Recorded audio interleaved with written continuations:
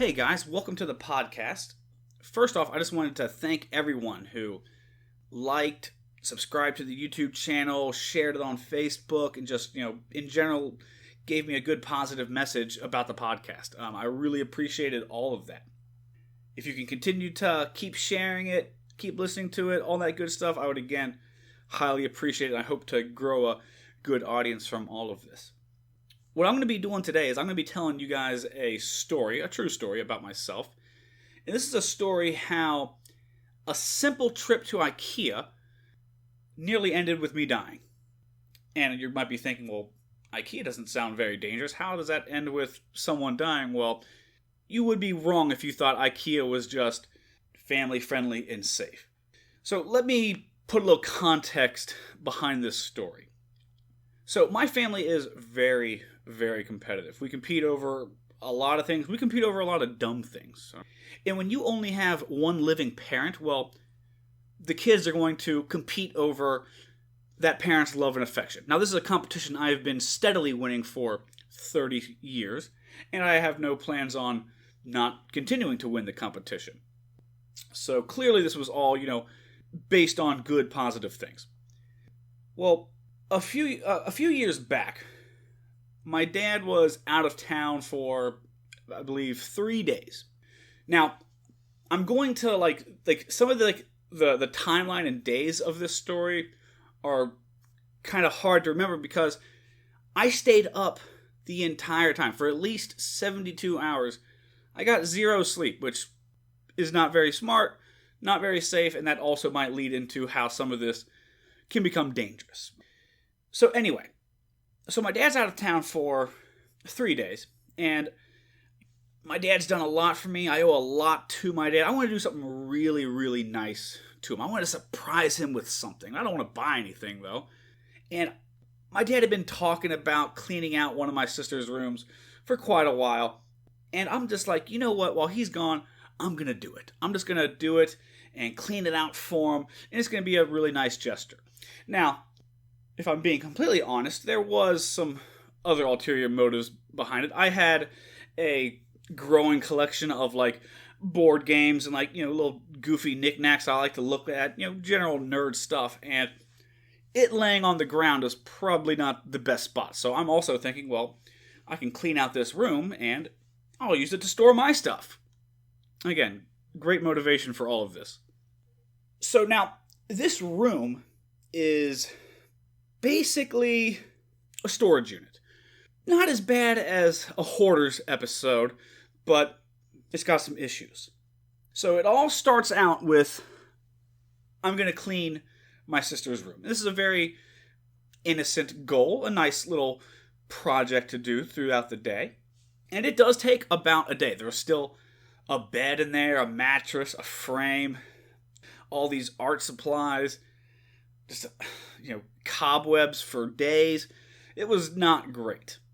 So I spend, the good chunk of the day cleaning out this room. And I'm just putting all this stuff in our living room because I figured, well, I don't need to take care of it just yet because I have, I believe, 3 days. So I think it was from Friday to Saturday, Sunday, something like that. So 3 days before my dad got back and I had to take care of it. So I'm just putting all this stuff out in the living room. So I spend, again, the whole morning / afternoon doing this. And I get it all cleaned up. I vacuum it really nice. I'm getting the cobwebs out of there. I even bought little microfiber towels to get all this dust and just clean this room. I mean, it is looking as nice as it's ever looked. And I kind of get that little sense of pride. And now I'm like, now time to fill it with all my crap. So I was talking to a friend of mine and asking, where should I go to get some kind of storage type of thing? And they directed me towards IKEA. And I'm looking through IKEA's thing, and they have the perfect thing. It's called a calyx. It's these big square things. And I also noticed that a lot of other people who had large collections of board games and stuff like that had used these before. I just didn't know what they were called. So off to IKEA I go. Now, I've never been to IKEA. In my head, I thought IKEA was the Target of Home Depot, right? If Home Depot is a Walmart, then IKEA must be like Target, right? There's like Walmart people and Target people. So I'm thinking there's Home Depot people and IKEA people. I'm thinking it's going to be like kind of like, nice and fancy and hoity-toity and all of that. So I live about 45 minutes away from the nearest IKEA. I get into my little car and drive up to IKEA. And I walk into IKEA and I'm immediately greeted by someone, and they ask me, "Do you need any help?" Now, I do not need any help whatsoever. I know how to shop. I know how to buy things. I've been doing it for quite a few years. So I immediately tell this lady, I don't need any help, and I go about my way. And I start walking. I notice there's like arrows on the floor. There's like arrows on signs and stuff like that. But I'm not seeing where to buy stuff. I'm not seeing cash registers. I'm not seeing people with shopping carts walking around carrying out big pieces of lumber and stuff like that. I quickly realize, oh, this is not Home Depot. This is something completely else. I'm seeing like a kid's playground. There's a restaurant in here. There's all this stuff that I was not ready for. And I start walking around and I don't see anything to buy. Like I see like displays of stuff, but you can't just pick up the display and carry it to the cash register. I'm not seeing where people buy stuff. And like I don't want to get too far committed into this labyrinth that they have designed without knowing how to do things. But I'm also not going to go back to this lady and be like, excuse me, ma'am, how do I shop at IKEA? I don't know. So I do what, I do best, and I research it myself. So I literally had to open up YouTube, and I literally looked at a video on YouTube on how to shop at IKEA, all right, which I don't know how many people have ever had to type that into YouTube. I don't know how the YouTube algorithm picks that up, but luckily for me, there was a video about how to shop at IKEA. Right? And it basically told me that you walk around, you follow the little arrows to get to the section that you want, and when you want to buy something, there's this little piece of paper with the item number on it that you take it, and then once you're done with the labyrinth, you use that paper to find all the stuff, and it's in like a big like warehouse kind of situation. So I'm like, okay, cool, I got this. Now, I'm looking through all this stuff. And I'm seeing a lot of really cool stuff. And like it's actually not terribly expensive. In my mind, it's going, oh man, it would be really nice to have this, this, and this. Have this, this, and this. All this kind of stuff. I start thinking about like other projects, different rooms, all this other kind of stuff. But I quickly kind of like put it aside. So I finally find what I'm looking for. I find the calyxes, and there's many different options, many different sizes, many different colors. And I finally come to my decision on what I want. I finish the maze. I get to the big like warehouse where everything's all listed like a library. I go to the section where I need, and I get my calyx. And now as I'm putting my calyx onto my it's not like a normal shopping cart, but the kind of cart thing that they had, I come to a realization that I have made mistake number one. There's a lot of mistakes that I've made that I'm going to make in this story. Here's mistake number one. This box is about 6 feet long. I don't know if my car is 6 feet wide. I know it's at least 6 feet long, the car is, most cars are, but I don't think this can fit in my car. And I'm thinking, oh God, am I going to be the dummy who went through this entire maze, takes it out to his car, and realizes that, well, I can't take this home, so let me return this because I'm too stupid to borrow a truck and take this home. Well, I figured I'll just cross that bridge when I get there. So I get out, I pay for the item, and I take it outside. And when I originally got to IKEA, I thought I found a killer parking spot. It was right by the entrance. And like all other stores, I figured that the entrance was also the exit. No, not IKEA. The exit is way somewhere else. It's way around like the other side of the building where all the other cars were parked, but I thought they were all dumb and I was the only one who was right. That was probably mistake number one, but for right now, we'll call it mistake number two. So I'm now kind of in a conundrum. I'm like, well, do I just like cart this thing all the way back to my car, Or do I like leave it here, hope no one steals it, and bring it back here? And then I'm thinking like, well, if it doesn't fit, it'd probably be a lot easier to bring my car here. And at this point, I'm kind of leaning towards, oh God, this thing's not going to fit. So I say like a quick little prayer of, please God, don't let anyone steal this. And I go track down my car. So I get my car, I drive back. Lo and behold, my prayers have been answered. No one has stolen my brand new Calyx. I think it might have been like $100, something like that. So I'm glad that investment is still around. So I pull my car in, and now I get to perform the circus act that is me trying to get this 6-foot long piece of unassembled wood into my car. I'm opening up all the doors. It doesn't fit across the back seat. I'm thinking like, oh God, like how am I going to maneuver this thing and get it in here to where it can fit, front to back.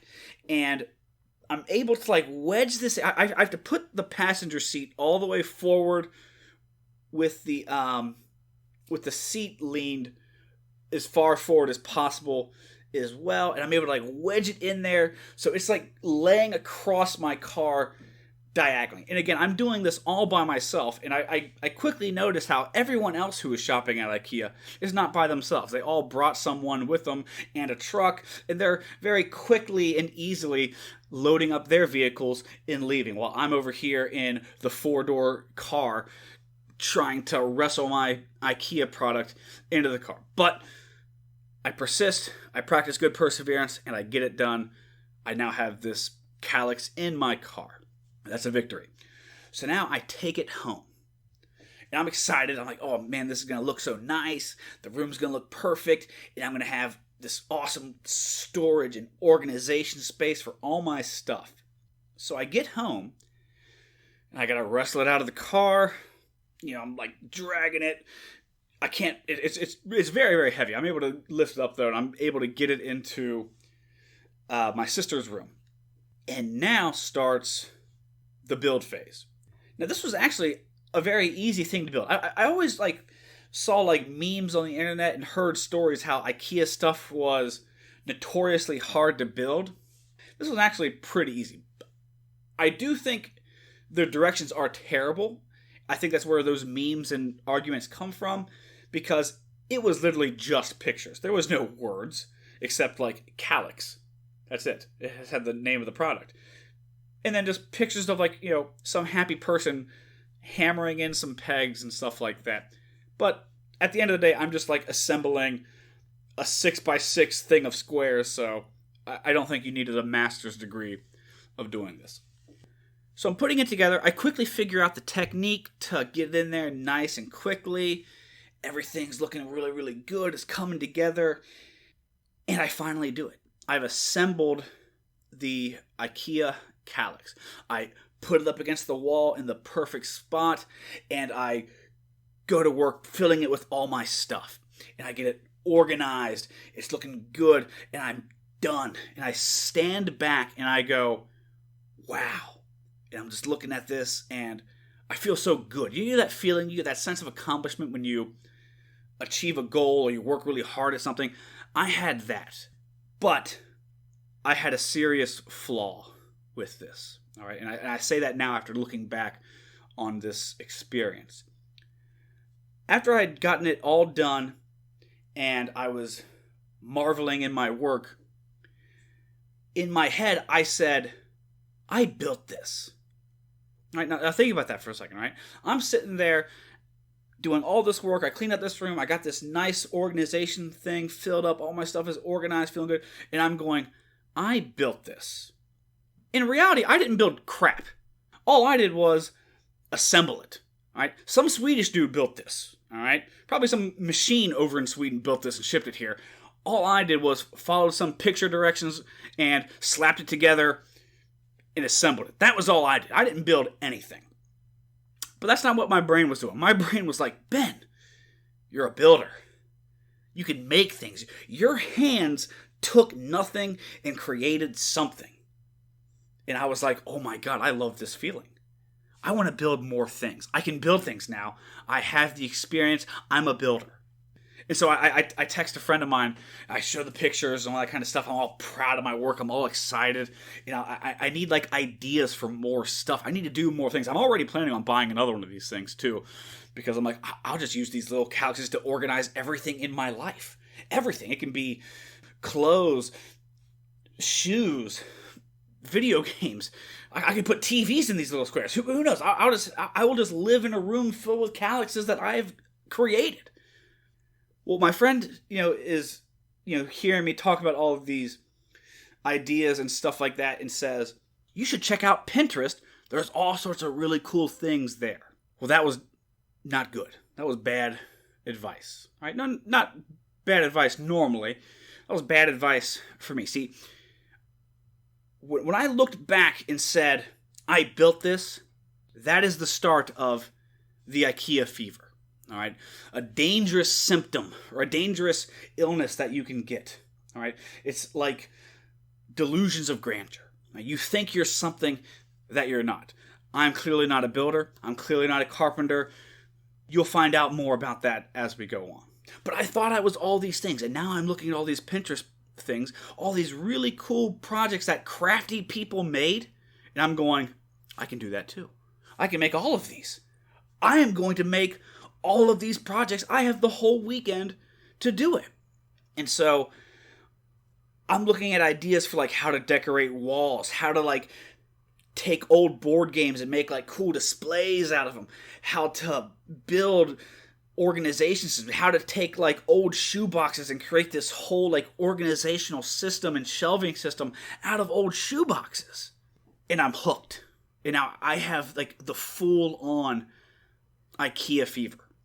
And I'm like, I got to go back to IKEA. I need to go back right now and buy more stuff. Well, luckily, I didn't do that. I was able to, with probably like the last shred of common sense, to hold off on spending all of my money on IKEA things like that. I start looking at like Pinterest projects that I could do with crap laying around the house. And I start all these projects, all right? Like this might have happened in probably March. All right. And like, I'm starting like birthday projects for my sister whose birthday's in August. I'm starting it right now. So I'm really I'm biting off a lot more than I can chew. Well, I start thinking, man, you know what? My dad's going to love seeing this. And I go, you know what? I could do more. I can build things, I can make all these cool things I'm seeing off Pinterest, and I can do a lot more to secure that love and affection, and hoard it over my sisters, as you do once you've won. I go, you know what? I'm going to clean out the other room. Now, let me tell you about the other room, all right? So, the first room, I said it wasn't that bad. It wasn't like an episode of Hoarders. Well, this room was. This room was like an episode of Hoarders. This was a room that was worse than any of the storage units you would see on those like goofy shows where they bust open old abandoned storage units, right?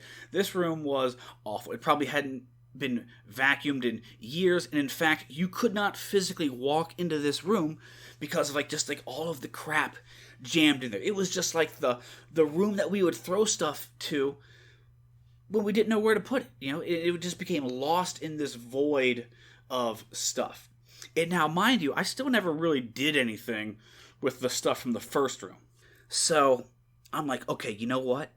I'm going to clean out this next room, probably go to IKEA and buy more stuff, make some cool things off Pinterest, and just like really impress my dad. So a normal person would have probably been like, well, I'll go to bed now and start on it first thing in the morning. Not I. No, not I. I'm still running off of that high of IKEA fever. I'm still running off of the high that I'm a builder and I'm a creator and I can do darn near anything.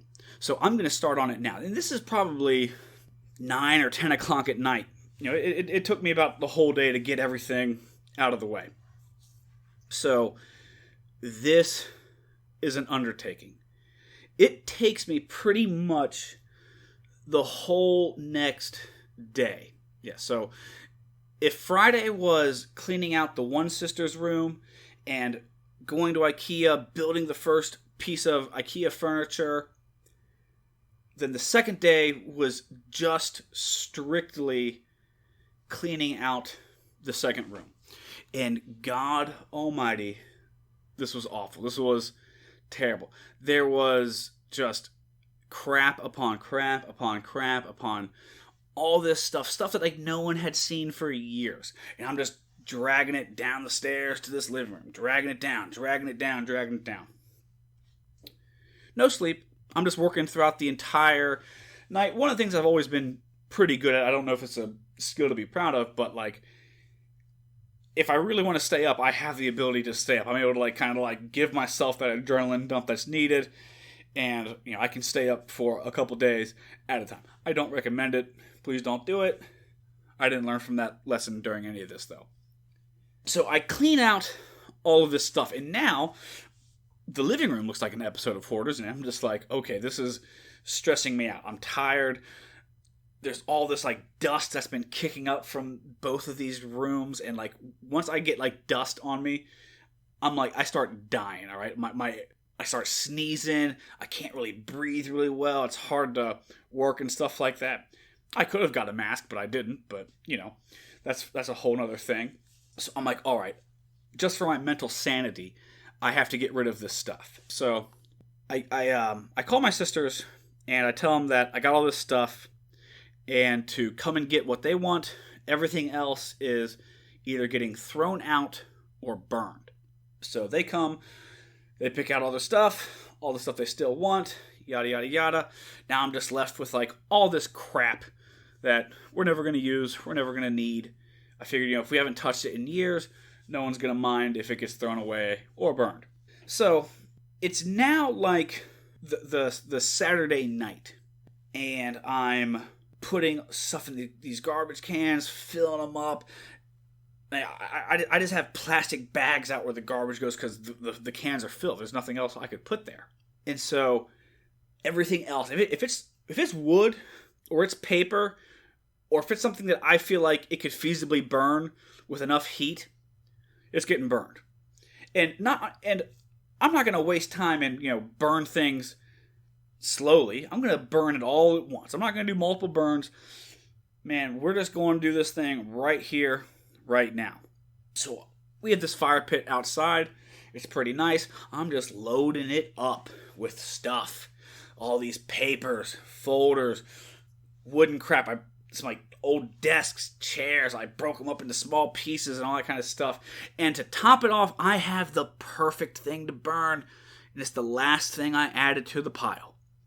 We had a Christmas tree, a real live Christmas tree. Well, it wasn't alive at this point. It was a real dead Christmas tree. One of those Christmas trees that is really nice and dried out and extra crispy. Because, again, it's like March or April, I think. And we just had this Christmas tree from December just lying around, not inside the house, but outside. I was like, well, you know, I'll get rid of that too. That's another thing to kind of mark off my dad's to-do list. So I throw that sucker on top. Now, I was maybe a Boy Scout for 2 months. You know, I can start a fire with, you know, flint and steel. I know, like, you know, if you got like pieces of wood, you want to like TP it up and all that kind of stuff. Well, I didn't take the time to go over that crap. And I know one of the most important fire starting skills ever is that you can light darn near anything on fire with enough gasoline. So I have some gasoline. I pour it on top of everything. And now I do have enough common sense to where I know that I'm not going to light this with my arm. I'm not going to like stick my hand in with a lighter and, you know, light this thing, because Christmas trees burn hot, they burn fast, and they go up like that. So I got some pages of a newspaper, roll it up and crinkle it up into this ball. And I light the ball on fire, and I'm back maybe 6 feet or whatever. So I got this flaming ball in my hand, and I'm going to throw it, and it's going to light up a little bit, and I'm just going to have like a nice little bonfire for a couple hours, and then I'll just kind of warm myself up and go back to work. Well, I throw this fireball onto this gasoline-drizzled pile of hellfire, and it goes up so fast, so furious. I couldn't see anything because it was so bright, so fast, and I swear to God, I thought those flames shot up about 50 feet. It was insane. It like overcame the fire pit. I thought the firemen are coming. There's no way the police didn't see this, or the firemen didn't see this, or neighbors didn't see this, and like cops are probably on their way right now. They're probably thinking a meth lab just went up. Well, this thing goes up, it's hot, it's burning really, really hard, and I'm noticing like these big embers are coming off, and they're like floating towards the roof of the house. And now I'm thinking, oh my God, I'm gonna burn the house down. And that's, there's no recovering from that. My parents aren't gonna love me anymore if I burn the house down. So luckily, none of these burning embers lit the house on fire, but I'm kind of like running around and like stomping them out and stuff like that as they come down to the ground. And it took a couple hours for this to finally like burn itself all the way down. But to give myself credit, I did get rid of all that stuff in one go. So I was very efficient with my time. Nearly burnt myself and the house, nearly got the fire department called on me, but we're going to chalk that one up to the win column for the, lazy man's load with that. So I now have all of this stuff that I didn't burn, all of the stuff that I knew that, we would want to keep, that I'm going to have to put up in the room and get ready to organize everything. But the problem is this room hasn't been vacuumed or dusted in years. So I figure, all right, well, I'll do that. So I got this vacuum, and I'm vacuuming. I'm going from like the outside in. I'm going long ways, sideways, doing it all in the nice rows. I'm getting all this stuff out there. And like every little bit, I would like take like a small break. Basically just kind of like go outside and be able to breathe and, blow my nose or whatever, because I had all this dust that was kicking up. And I was noticing like when I was turning off the vacuum, it was making this god-awful noise. It was just really loud, and you would turn it off and you just hear this loud at the end. So I'm thinking, well, that can't be good. That like vacuums don't normally make that sound. And I'm looking at it and I go, man, you know what? I don't remember ever cleaning out this vacuum. Who knows how long it's been since this vacuum has been, taking all the dust and crap out of it. And so I test it to see if maybe that's part of it, and if it's like not sucking stuff up as well. And it wasn't. So I'm like, all right, well, I'll clean the vacuum. That should be pretty easy, right? So I finally get the thing kind of like disassembled enough, and I got like this big plastic container filled with just awfulness. All right, just disgusting, dusty awfulness. And I'm being like really careful because I don't want this, stuff to spill out. That'd be a whole nother day of cleaning this crap up. So I take it outside, and I'm just gonna like dump it or whatever. So I take it outside. Now I'm very tired at this point. I'm not thinking as clearly as I could have. All right, I take it outside and I just go to like chuck it. I figure like, okay, if it hits the ground, whatever, like, plants will grow there. And the timing could not have been worse. All right, it is as if Odin himself summoned a gust of wind at the exact moment that I decide to toss this stuff, because no sooner than did I toss it out of that container did this gust of wind blow every little bit of it back onto me. It goes up my nose, inside my mouth. It feels like my eyes are covered in, who knows how long, how many years of just awfulness is now upon me. All right. The inside of my throat like immediately dries up and gets scratchy. I'm coughing. I'm hacking. I just couldn't believe that this happened. So, I'm sitting out there basically dying and choking to death. And I'm finally able to like bring myself back into the house. I'm gargling water, spitting it out. I'm like running like I'm running water into my eyes, trying to flush my eyes out. I take just this long shower, and I'm coughing and trying to sneeze in the shower, getting all this stuff out of my nose and my mouth and my throat and my eyes, and it was just awful. And again, I told you, like just a little bit of dust like sets me off to start sneezing and not being able to breathe really well. This was a living nightmare. This was hell that I was experiencing. It was so bad. I eventually cleaned myself up enough to where I can start to function again as a human being. And I'm able to fix the vacuum. I get up there, I finish vacuuming the room, and it's just looking nice. And I believe now it's like Sunday morning, all right? And so I have this new little project of organizing all of the stuff. So I'm putting up back all this stuff, and a lot of it's my dad's stuff. I moved a lot of my stuff down to this other room. Most of my sister's stuff is gone. They took what they wanted. And so I'm putting this stuff away, I'm organizing it, and I come upon a problem that I feel like I can solve.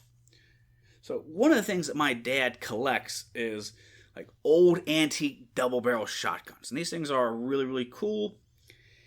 And right now they were just sitting in gun cases and stuff like that. And I'm thinking like, well, I don't have anywhere to put it. Like I was putting together all this stuff in these nice boxes. I was putting into like specific corners, making it all nice and neat. And like there was a little system going on in my sleep deprived head. But I'm thinking, all right, like I can do something about this, right? He needs something really nice. He's going to like something nice for his nice shotguns. I can figure this out. I can build things. I'm a builder. I'm a creator. I've done it before. I did it the other day. So I go to YouTube. And on YouTube, I type in how to make gun racks. So, now I've never built gun racks. I have zero experience building gun racks. But I figure, there's probably going to be a video on there showing me how to build gun racks. And I remember 3 specific videos. This first video that I saw, it was maybe an hour and a half long. Right? And it was this young guy, really, really smart, and he's talking about angles and measurements and tools and degrees and all this really, really nice stuff. And I'm like, I don't got all day. My dad's going to be back tomorrow. I need to do something a lot quicker than that. Video number 2 was about 12 minutes long. And it was some old guy. And it was showing how he basically just took a jigsaw and cut out the shapes for a gun rack. And I'm thinking like, all right, now that's more my speed. I can do that. I have access to a jigsaw. And then there was video number 3, a 2-minute and 34-second video on how to make a gun rack out of pallet wood. Just a pallet that you would find laying on the ground outside of a supermarket or something like that. And this guy's taking it, he knocks it apart, he has a jigsaw too, something, all right, there's, confirmation, all you need is a jigsaw, and he, in 2 minutes and 34 seconds, puts together this gun rack. And I'm thinking like, well, I can do that. I have 2 minutes and 34 seconds. I didn't realize that video was edited for time, and it took this guy probably more than that 2 minutes and 34 seconds to make that. But again, I'm sleep deprived, not thinking clearly, and I'm just realizing that I'm a builder and I have a jigsaw. I can do this. So I start thinking of how I'm going to acquire these materials. I need pallet wood. I need to find a pallet. So I'm driving around to these local supermarkets. I'm looking for pallet wood. I'm pretty sure I even YouTubed how to find pallet wood at some point also. I'm having no luck. I'm not having any luck of finding this pallet wood. And so I'm like, okay, well, I'll ask my friends. So I open up a couple different group chats, and I'm like, all right, you guys, listen. I need 3 things. I need a wooden pallet, all of your shoe boxes, and as many Scrabble tiles as you have. Now, the shoe boxes and Scrabble tiles are unrelated to the gun rack project, but that was part of another project that I was working on at the same time due to me looking at Pinterest the other day. I'm not going to go into too much about those. But that's kind of a weird request, So my friends just randomly open up their phones, and they see this message from me saying, I need a pallet of wood, all of your shoe boxes, and as many Scrabble tiles as you have. Well, of course, who has that stuff laying around? One of my friends had all 3. He goes, I got all 3. You can have them. I'm thinking like, oh my God, yes. So I make plans with him to get the stuff. Now, it's Sunday, and I have a baby shower to go to for a friend of mine. So I finish up organizing this room. I save the videos that I'm going to use to make these pallet wood gun racks. And it's now time for me to go to this baby shower. So I'm there, I'm hanging out with some friends, I'm telling them the tale of how the vacuum nearly killed me, how I've been up for 2 whole days without sleeping. They're calling me crazy. And I'm like, you guys, listen, you don't understand, all right? Gun racks. So I leave the baby shower, and I'm headed to my friends to get the wood pallet, the shoe boxes, and the Scrabble tiles. And I get there, and it's probably, we'll say 6. It's about 6 or 7 o'clock at night.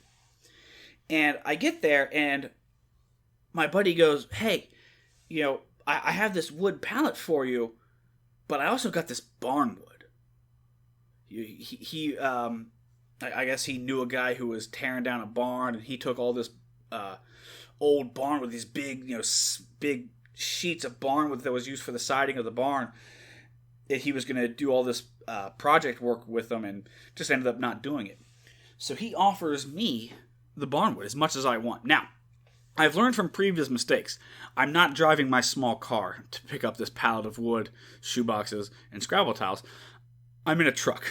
I've learned from previous mistakes. One of the few times in this whole debacle. So I'm thinking, and I go, man, I could make this out of barn wood. It'll have that rustic look. Now, I've never worked with barn wood before in my entire life. I have no idea about any of the qualities of barn wood. All I know is just that it's just, cool, old-looking wood. And I'm thinking, cool, old-looking wood would look good with my dad's cool, old-looking shotguns. That makes sense. So I take some long, big, giant pieces of this barn wood, and I throw it in the back of the truck. And it's just like sticking out really, really far to the point where I'm like really nervous that like if I hit a bump, it's going to go flying out and like smash into some person behind me. It's going to end up like decapitating them or something. So luckily, that's not happening. Now, I have access to a wood shop. My dad has a really, really nice wood shop, and I'm going to go there and I'm going to build these gun racks out of this barn wood. I decided I don't need the pallet wood at all. I'm going to go all in on the barn wood. Why have a plan B when plan A is so good and going to succeed? Oh, and I did get those shoe boxes and Scrabble tiles. So I'm about an hour away from the wood shop. And during this hour, it starts pouring. It is raining just hard. It is nonstop. It is awful. It's making me even more nervous because I'm worried of these pieces of wood flying out. So I get to the gun shop, and I get these old boards out of there. I finally get them inside, and I immediately noticed one of the problems with barnwood. This is old, nasty, dried wood, and it has just absorbed like every bit of moisture it got from that rain. It's now just like bowing, and it's just awful to touch. It's like it's slimy and gross and just it's not looking like a fun material to work with. And again, it's soaking wet. Now, let me give you just a little bit of my carpentry background, all right? In high school, I took one shop class, and I might have gotten a C in it. I definitely didn't get an A, and I'm pretty sure I didn't get a B, but I didn't fail it, so most likely a C. I don't remember much from that woodshop class. I remember I made a clock that wasn't all the way round, and that's about it. I don't remember a lot of like the stuff with the tools and all that kind of stuff, but again, I can figure this stuff out. I'm smart, all right. I'm a builder. I'm a creator. I can do all of these things. I took nothing and created an IKEA calyx a couple days ago. So I'm looking at the material. Now these are like 9 feet long pieces of wood. I can't create 9 foot long gun racks. That's too big. They won't fit inside the house. So I got to cut the boards down to size. And I'm looking at all the tools available to me. There's hand saws. That ain't happening. There's the jigsaw that I'm going to use to cut out the shapes for the guns to go into. That doesn't seem like a good thing, a good way to cut these boards in half. So I see the table saw. I'm like, oh, duh. Well, that's what it's created for. Now, I didn't realize until much, much later that table saws are mainly meant for cutting things long ways. You can do it short ways. It's called cross-cutting. And that's not their primary function. But again, I'm not thinking about any of that kind of stuff. So I got these like long, probably like 9-8 feet pieces of barn wood. And I'm like, okay, well, all I got to do is just cut a couple of these suckers in half and I'm in business. Now, mind you, I am doing none of this with a tape measure or a pencil or a ruler, no level. I'm eyeballing all of this, all right? I do remember when I was a kid, my dad telling me the saying of measure twice, cut once. But I just threw all that crap out the window. I wasn't doing any measuring, and I'm just going to only cut once also. I'm going to get it perfect the right time. I'm a builder, remember? So I set my first piece of wood up along the table saw. It's nice and long ways, and well, there's this big, fast-moving saw in the middle. As long as I don't have my hands too close to it, I'm not going to cut my fingers off. I turn the saw on, and if you've never been around a table saw, like that is like a very intimidating, scary sound. And really what I think that is I feel like that's your brain's survival system kicking in, being like, hey, listen, don't mess with this machine, all right? Like this machine will, at the very least, harm you, all right, if not outright kill you. But I'm able to like swallow that down and ignore it. So I start to push the wood towards the machine. And there's this little voice inside my head going, Ben, this is not a good idea. Ben, something about this just doesn't feel right. And so I do what most people would do in this situation. I completely disregard that and I push the wood into the saw. And it goes well. I successfully cross-cut the board. Nothing goes wrong. And I'm like, oh, duh. I know how to work power tools. I'm a builder. I'm a creator, remember? I can do all this stuff. This is easy stuff. So I cut that board, and I'm thinking, well, I only need to cut this one because, now I have 2 4-foot long pieces. I can work with that. I could, just use the jigsaw to cut off a little bit off of that, So I turn the saw off, and I begin to go to work on my gun racks. So I pull up my trusty 2-minute and 34-second video on how to build gun racks. And I'm watching this guy. He's jigsawing stuff out. He's like, all right, you got to make these like 2 triangle pieces for the base, a rectangle piece for the bottom, and, yada, yada, yada. And so I start to do this. So I get the jigsaw and Now, I have, like, no clamps. I didn't know where the clamps were, and I didn't want to call my dad because, at this time, it's around midnight. Maybe around, like 11 or something. And, if I tell him I'm using the wood shop, he's going to be like, okay, something's up. And I want to surprise him. Remember, I'm going to, surprise him with how amazing I am at creating this stuff. So, well, I'll just, hold it with my other hand, use my arm that has the saw, and I'll be able to make this work. Right, spoiler alert, it's not easy to make it work. So, I do finally cut out the crudest triangular shapes imaginable, something that would be barely passing for an elementary school art class. And, of course, they don't stand up. They can't, there's not a flat surface to be seen, all right? Because I told you before how these boards were wet. Well, I think anyone worth their salt would tell you not to work with wet wood. I don't think there's any carpenter out there alive who, if he had a successful, YouTube channel or show, would say to, all right, take out the soaking wood and begin sawing it, begin cutting it, begin drilling holes into it and stuff like that. Because it's all, warping and bowing and all of that stuff. No, they're going to tell you to wait, let it completely dry out, and then work with what you have. I didn't do any of that.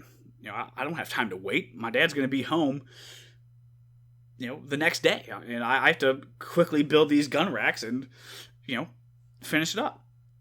And again, I thought this was only going to take about maybe 20 minutes. But to be fair, I think I might have budgeted an hour for the first one because I was going to make two. I budgeted an hour for the first one because I figured there would be a learning curve, but then I would immediately master it, and the second one I'd be able to make in about 20 minutes, maybe 10 minutes. So after I've jigsawed out this disgusting monstrosity of these two triangles with this rectangular base and another rectangular piece at the top, I'm able to screw it in, or I'm screwing the pieces together with this drill, and I get it to stand up amazingly. All right, now I use stand up kind of loosely because it is rickety as all get out. Nothing is flush. Nothing is flat. I didn't measure anything. One side is longer than the other. I wish I had a picture of it to show you, but I think for me it's best that it's out in the ether, never to be remembered again. Well, I'm looking at this thing and being like, man, there is just no way that this is gonna work. There's just, this isn't gonna happen. There's just no way I can make this work. It's too big. It's too awful. So I scrapped this one. I'm like, all right, you know what? Maybe I need a little bit more time to master this. So I go back to my next big, long, giant piece of wood.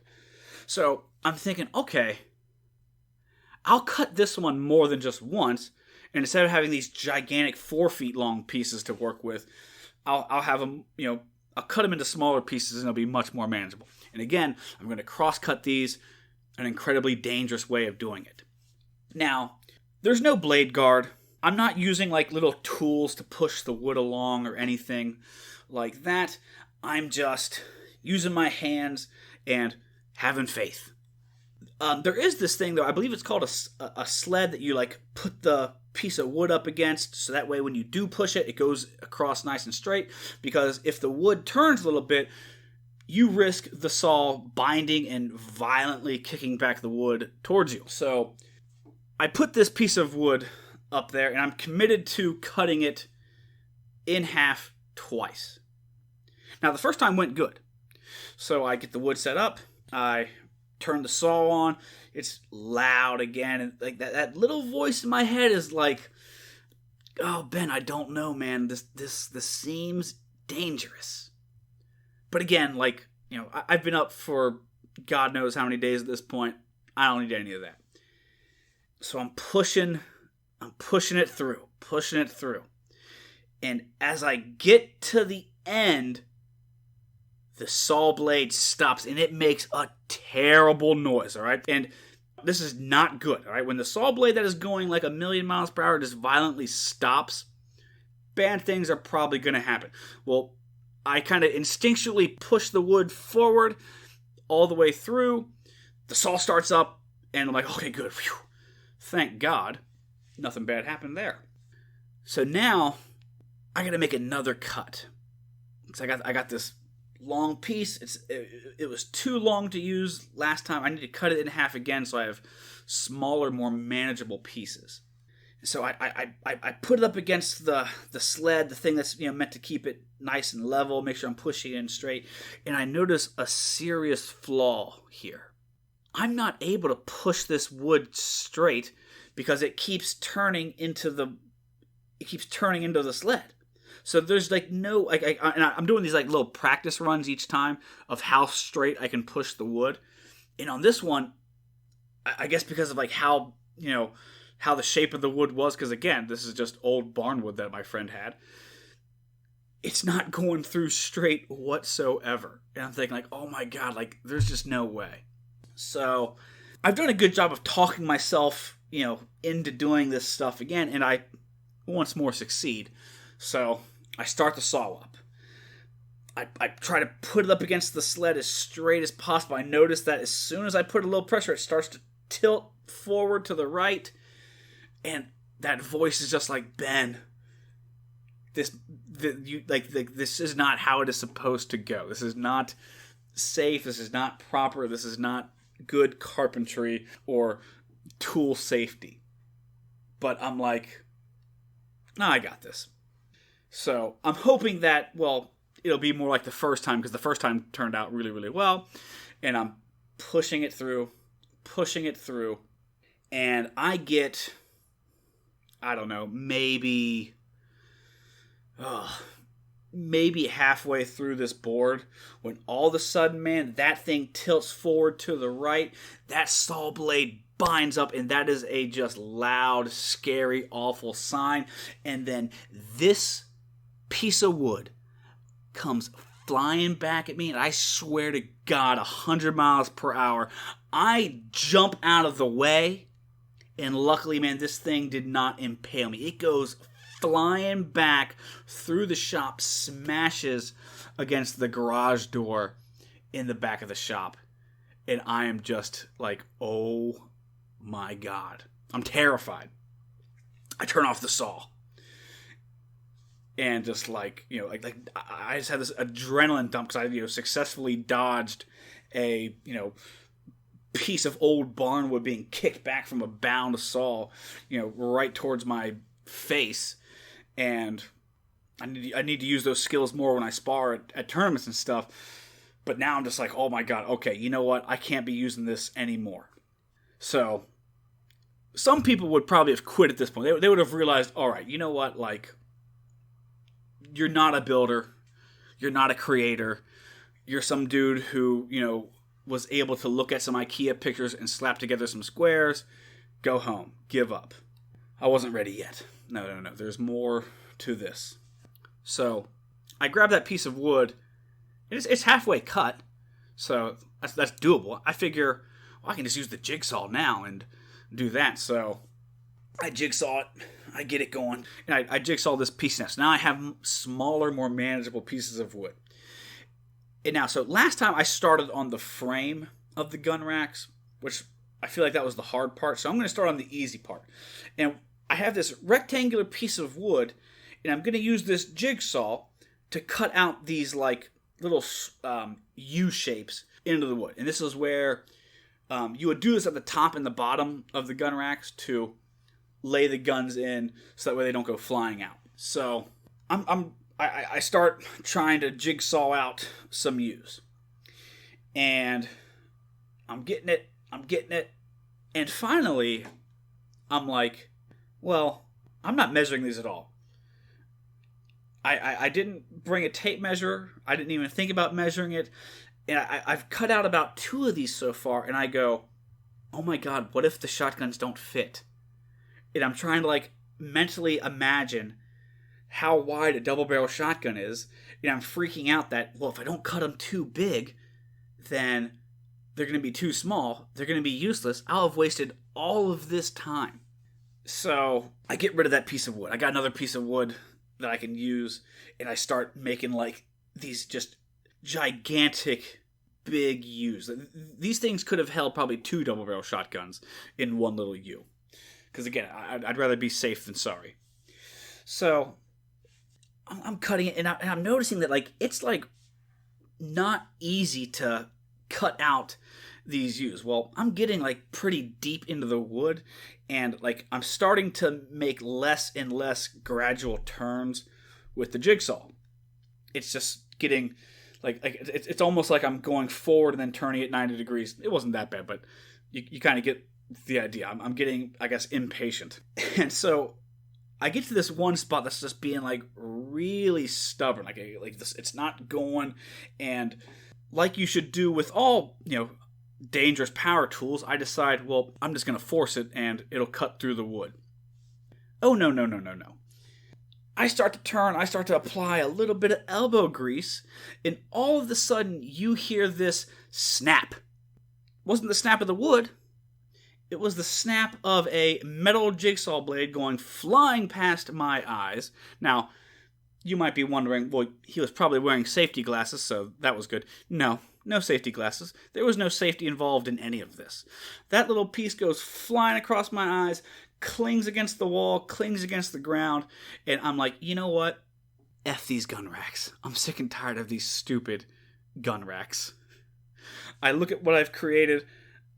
I look at the 2 pieces of machinery that nearly killed me, and I'm just like, you know what? Maybe I can just lay these stupid guns on the ground. I'm sick and tired of all of this. It's probably like 2 a.m. about this time. It's maybe 1 or 2 a.m. And again, I thought this was going to take like an hour and a half to do. I figured it'd be like an hour for the first one, 20 or 30 minutes for the second one because I've mastered it. And I'm just defeated. I'm just realizing that, oh my God, you know what? Maybe I'm not a builder. Maybe I'm not a creator. Maybe I can't do any of this stuff that I was leading myself to believe. So I'm tired. I'm defeated. I just feel like I've gotten so lucky 2 times in a row. 2 of my 9 lives are gone right there in a quick, probably hour in between them. And so I just give up. And I look at what I had. I look at the frame of the first one that I created that just wasn't very good, but I did manage to get this thing that could, quote unquote, stand. And the wood's all drying, and like it's like just all cracked and warped because it was really, really wet. And now it's getting really, really dry. And I noticed like the wood is just all dusty and nasty because I didn't know that like with barn wood you're supposed to like plane it down and clean it up or anything like that. No, I'm just taking like old nasty pieces of barn siding, throwing a couple screws into them and calling it a gun rack. And I'm thinking like, there is no way on God's earth my dad would want to put his nice shotguns anywhere near this disgusting travesty. So I therapeutically destroy it. I'm like side kicking it. I'm smashing it. I completely demolish the whole thing. And I just take it to a dumpster and throw it away so it'll never be seen again by any human being. And I start the long drive home defeated. This was about 2 or so in the morning. I'm tired. Well, I get about halfway home. And from the shop, I live about maybe 30, 40 minutes away. And I have an idea. There's a spark of hope that, you know what? I'm not done yet. I can solve this. I can do this. I'm not going to do it with wooden power tools, though. No. I drive, and I look to my right, and there's a Meijer. 24/7, open every day of the week. Meijer. And I pull in. And so my plan is I'm going to go into Meijer, and I'm going to find something that'll hold these shotguns. Now, Meijer doesn't sell gun racks. I would have probably bought them if they did.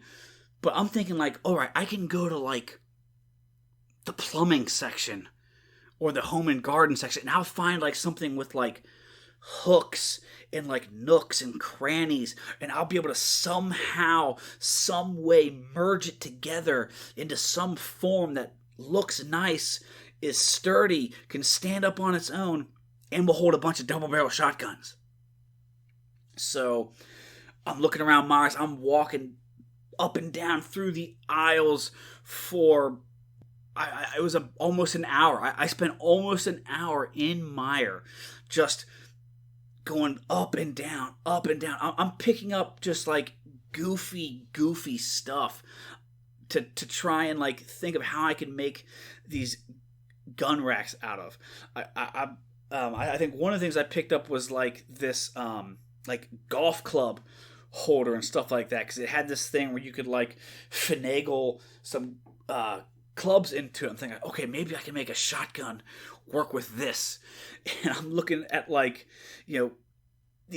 these big like wire rack things that you would use, like, you'd take a store where they would like, put the hooks on and stuff. I'm thinking like, how can I somehow without tools make this able to hang shotguns? And I'm looking, and I'm getting ready to buy this this thing. I cannot remember what it was, but it was something that was designed to hold something, and I was thinking that I could force shotguns into it. And I'm walking it down to the cash register, and I finally just give up. I finally just go, no, Ben, please don't do this. Don't waste your money. Don't waste your time. Put it back. So I do. I put it back. It's about 3 a.m. I'm driving home, and like I'm very tired. Like I'm doing that like scary driving when like you're so tired a stick looks like a deer and you're hallucinating a little bit. So I managed to get back to the house without killing myself or anybody, and I finished putting the last stuff up in the room. I take these stupid godforsaken shotguns, put them in their cases, and just lean them against the walls. That's it. I'm like, you know what? They can go in this corner. They can go against that wall. Now they're organized. Now they're nice. You know what? If my dad wants to build gun racks, he can build gun racks. I'm out of the gun rack business. I'm no longer a builder. I'm no longer a creator. And I go to bed and have like the worst sleep possible.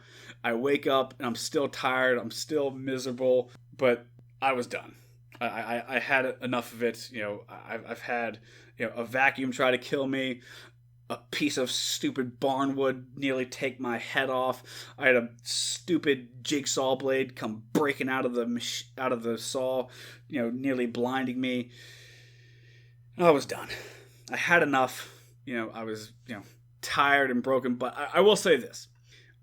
I did a hell of a job cleaning up these rooms, getting them nice, getting them cleaned out, get them all dusted and vacuumed. I did create, a pretty decent organization system with what I had. I still had all these stupid Pinterest projects that I've never to this day completed, and I've never been on Pinterest since. And, all of this was because of one stupid trip to IKEA and me assembling one stupid piece of furniture and being like, I built this. I created this. So listen, somewhere there's a moral in there. There's some kind of lesson to be learned. If this was a fairy tale, this would be, and the moral of the story is this, and there'd be some kind of wisdom that you can glean from it. And I hope you guys can. I don't know how to put it into words necessarily, or at least not right now. Maybe one day I'll be able to. But yes, that was my IKEA story. I've only been back to IKEA one time since, and like the entire time I'm telling myself, I'm not a builder, I'm not a creator, I don't know how to make anything, all I know how to do is follow stupid pictures. And I haven't been back since, and I haven't had any crazy ideas like that since. So that is the IKEA fever story. All right, I hope you guys enjoyed it. I enjoyed telling it. My friends like it when I do tell that story. I know it's kind of long. I appreciate you guys hanging in there with me. If you can, tell me how you like it. Tell me what you think. Like it, share it on Facebook, subscribe on YouTube, all that good stuff. I appreciate all of you guys, and I will see you guys next time. Bye.